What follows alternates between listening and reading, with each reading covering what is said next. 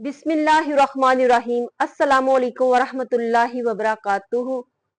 नाजरीन, अल्लाह रब्बुल इज़्ज़त एक नेकोकार और एक गुनाहगार शख्स की रूह किस तरह से कब्ज़ करता है और इनमें क्या फ़र्क होता है, क्या क्या अलामात और क्या निशानी होती है, और उस वक़्त इर्द गिर्द के लोगों को क्या करना चाहिए, क्या उनका अंदाज होना चाहिए, इस पर बात करते हैं। गुजारिश है कि आखिर तक बात को जरूर सुनिएगा ताकि कोई ना कोई अच्छा पॉइंट जो है वो आपको मिल सके। और अगर आप पहली दफा आए हैं तो मेरे चैनल को सब्सक्राइब कर लीजिए और वीडियो को शेयर भी जरूर कीजिएगा, लाइक भी कीजिएगा। नाजरीन, अल्लाह रब्बुल इज़्ज़त फरमाता है कि जब मैं किसी बंदे से भलाई का इरादा रखता हूँ तो उस वक़्त मैं उसको तमाम उसकी जो बुराइयां होती हैं, गुनाह होते हैं, उनका बदला उसको दुनिया में ही दे देता हूँ। जब बंदे से कोई गुनाह सरजद होता है तो दुनिया में ही मैं उसको उसकी सजा दे देता हूँ। कभी उसके घर में बहुत ही रिज़्क की तंगी कर देता हूँ, कभी उसके घर में बीमारियां आना शुरू हो जाती हैं, कभी वो मकरूज हो जाता है, कारोबार में नुकसान उठाता है, घर के जो अफराद हैं उनमें लड़ाई झगड़े, आपस में नाइतफाकी, दुश्मनी, इस तरह के मामलात उन पर मुसल्लत कर देता हूँ। यानी उस इंसान से कोई खता, कोई गुनाह जो हुआ होता है, दुनिया में ये मुसीबतें उस पर नाज़िल करके उसके उस गुनाह का बदला दुनिया में ही उसको दे देता हूँ। और फिर थोड़ा बहुत जो गुनाह, जो बुराई जो उससे हुई होती है, अगर वो बच जाती है तो वो आखिरी लम्हात में जब वक्त आखिर उसका आता है, उसकी रूह कब्ज हो रही होती है, उस वक्त उसको थोड़ी सी मौत के वक्त सख्ती उसको करता हूँ, उस पर सख्ती तारी कर दी जाती है कि उसकी जान अटकने लगती है। और जो थोड़ा बहुत उसका गुनाह और बुराई रह जाती है वो उस जान अटकने की वजह से वो भी उसकी माफ हो जाती है और उसका कफारा बन जाती है। और फिर वो बंदा इस हाल में मुझसे मिलता है कि उसका कोई गुनाह बाकी नहीं रहता, कोई बुराई उसकी बाकी नहीं रहती, और वो मुझे इस हाल में मिलता है जैसे कि आज अपनी माँ के पेट से निकला हो, गुनाहों से पाक और साफ होकर मुझसे मुलाकात करता है। इसी तरह जब अल्लाह रब्बुल इज़्ज़त फरमाते हैं कि जब मैं किसी शख्स से बुराई का इरादा रखता हूँ तो मैं उसके साथ ये मामला करता हूँ कि दुनिया में ही उसकी कोई नेकी, कोई अच्छा अमल जो उसने किया होता है, दुनिया में ही उसका अजर उसको दे देता हूँ, उसको खुशहाली अता करता हूँ, सेहत, तंदुरुस्ती, तवाना जिस्म अता करता हूँ, अच्छा घर, कारोबार, आपस में सलूक, इत्तेफाक, किसी चीज की कोई उसको दुनियावी परेशानी और मसाइल नहीं देखने पड़ते। जो भी उसने दुनिया में कोई नेकी की होती है, कोई नेक अमल किया होता है, उसका अजर उसको दुनिया में ही दे देता हूँ। अगर उसका कोई अजर, कोई नेकी बच जाती है तो फिर मौत के वक्त उसको ज्यादा से ज्यादा आसानी दे देता हूँ ताकि उसकी नेकी का बदला उसको दुनिया में ही मिल जाए। और फिर वो मुझसे इस हाल में मिलता है कि उसके नामा अमाल में कोई नेकी मौजूद नहीं होती। जो चंद नेक अमाल और नेकियां उसने की थी, उसका बदला अल्लाह ने दुनिया में ही उसको दे दिया, खुशहाली की सूरत में, मालो दौलत की सूरत में, अच्छा घर बार इतना अता फरमाता है अल्लाह के उससे समेटा नहीं जाता। और फिर उसको जहन्नम में जाने से कोई चीज भी रोक नहीं सकती। और नाजरीन, ये उन लोगों के लिए है जो कि मालदार होते हैं, खुशहाल होते हैं और अल्लाह रब्बुल इज़्ज़त की याद से गाफिल होते हैं। इसमें वो लोग शामिल नहीं हैं जो कि बहुत मालो दौलत रखने के बावजूद भी अल्लाह की याद में मशगूल रहते हैं, उसकी याद से कभी उनके दिल गाफिल नहीं होते, वो इतने गुरूर और तकब्बुर में अल्लाह रब्बुल इज़्ज़त को भूलते नहीं हैं और फराइज को बाकायदगी से अदा करते हैं। ये सिर्फ उन लोगों, उन मालदारों की बात की जा रही है जिनको अल्लाह इतना अता फरमाता है कि वो उसकी याद से भी गाफिल होते हैं, तो अल्लाह रब्बुल इज़्ज़त उनकी हर नेकी का बदला उनको दुनिया में ही अता कर देता है और आखिर में फिर वो जहन्नम में चले जाते हैं।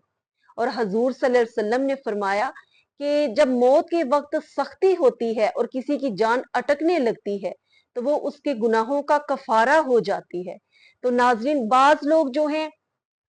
بالخصوص خواتین جو ہیں، ان کی یہ عادت ہوتی ہے کہ روح جب کسی کی نکل رہی ہوتی ہے، جان اٹک رہی ہوتی ہے، تو آپس میں باتیں کرنا کہ یہ پتہ نہیں بہت گناہگار ہے، دیکھو کتنی اس پر سختی طاری ہے کہ اس کی جان نہیں نکل رہی۔ اس وقت یہ جو معاملات ہیں، اللہ اور بندے کے درمیان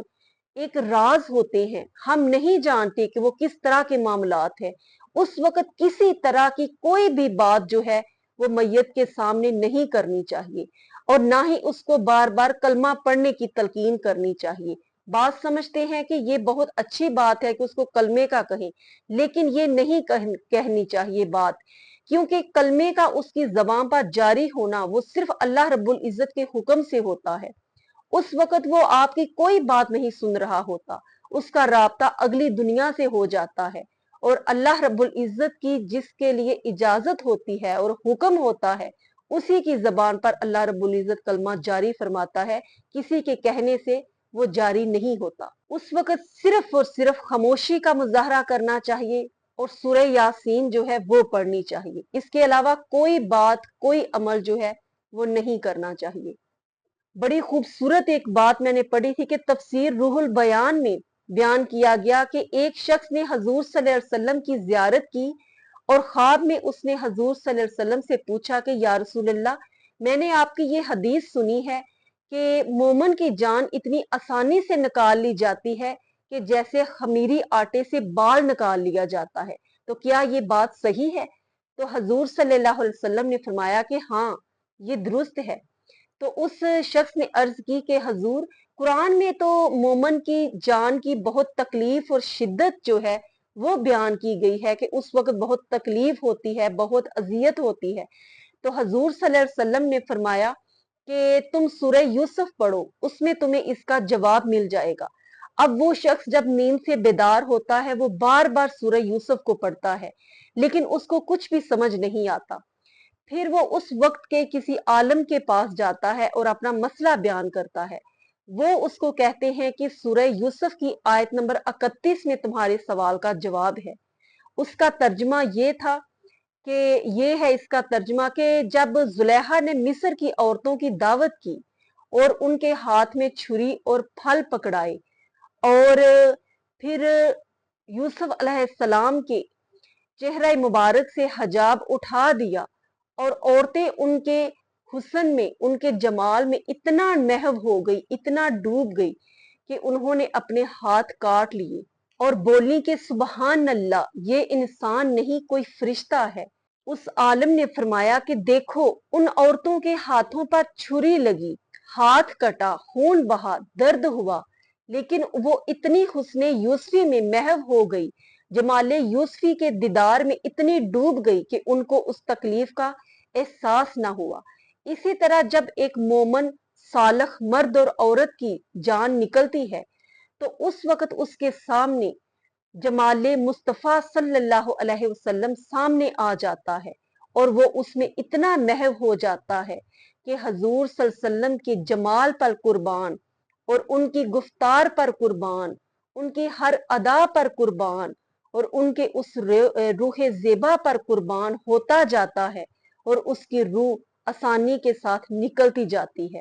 اور قرآن نے جو سختی اور جو شدت بیان کی ہے، وہ اسی طرح برقرار رہتی ہے کہ جان کنی کی جو تکلیف ہے، بہت تکلیف دہ وہ حالت ہوتی ہے، لیکن اس کے جو مومن کے سامنے، صالح مرد اور عورت کے سامنے حسن مصطفیٰ کا جمال پیش کیا جاتا ہے، اس کو دیکھتا ہے جب وہ انسان، تو اس کو اس تکلیف کا احساس نہیں ہوتا، جیسے وہ عورتیں حسن یوسفی میں اپنی تکلیف اور درد کو محسوس نہیں کرتی، اسی طرح وہ مومن مرد اور عورت اس جان کنی کی لمحات میں حضور صلی اللہ علیہ وسلم کے جمال سے اپنی روح کو آراستہ کرتا جاتا ہے، اور اس کی روح نکلتی جاتی ہے۔